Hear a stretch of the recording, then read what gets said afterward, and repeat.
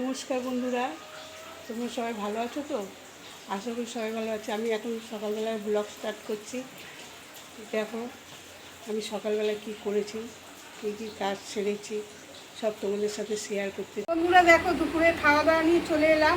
তো আমি তো রান্না করেছি ভাত, দেখো ভাত করেছি, দেখতে পাচ্ছ।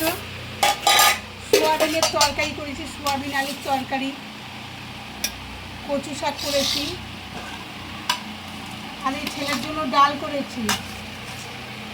আর এটা ছেলেকে খাওয়া বলে বেড়েছিলাম, কিন্তু ছেলে খায়নি। ছেলেটার শরীরটা ভালো না বলে শুয়ে আছে।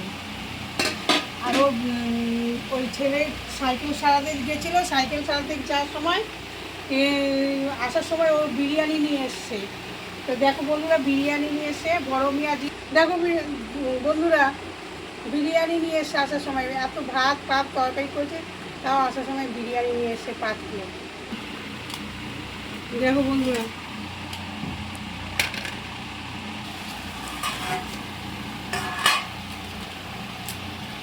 দেখো বিরিয়ানিগুলো বার করে নিয়েছে, সবার থালায় বেড়ে দিয়েছি।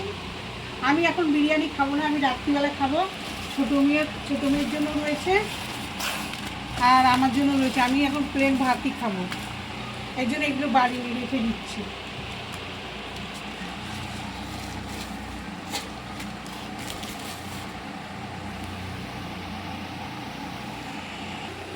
চলো বন্ধুরা, এখন আমরা দুপুরের খাবার খেয়ে নিই, তারপরে আবার পরে ফিরছি।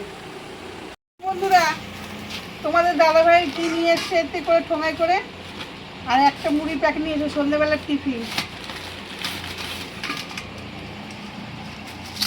দেখো সিঙ্গারা নিয়ে এসছে, মুড়ি মাখবো, সন্ধ্যেবেলায় খাওয়া হবে।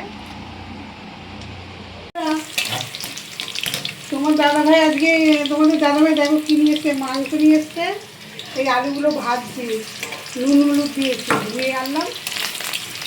আর এখানে আমি মাংসটা বসিয়ে দিয়েছি সিদ্ধ, আর আলুটা ভাজছি। রাত্রিবেলায় রান্না করি, রাত্রিবেলায় ভাত দিয়েই খাওয়া হবে।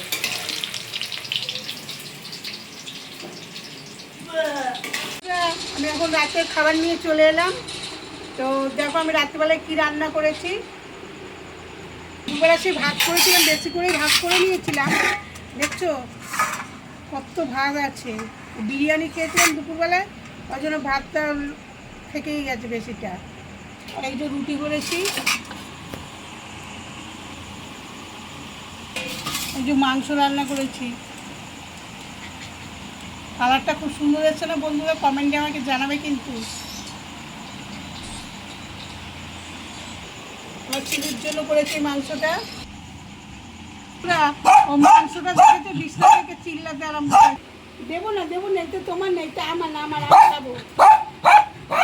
দেখছেন বন্ধুরা কেরম করছে ও মাংস দেখে, ও হাড়ির দিকে নজর। তা বন্ধুরা, আমার ভিডিও যদি তোমাদের সবার পছন্দ হয়ে থাকে, লাইক করবে, কমেন্ট করবে, আমাকে সাবস্ক্রাইব করবে। যারা নতুন হয়ে থাকবে আমাকে সাপোর্ট করবেন। আর ভালো থাকবেন, সুস্থ থাকবেন। কালকে আবার নতুন ব্লগ নিয়ে চলে আসবো। টাটা।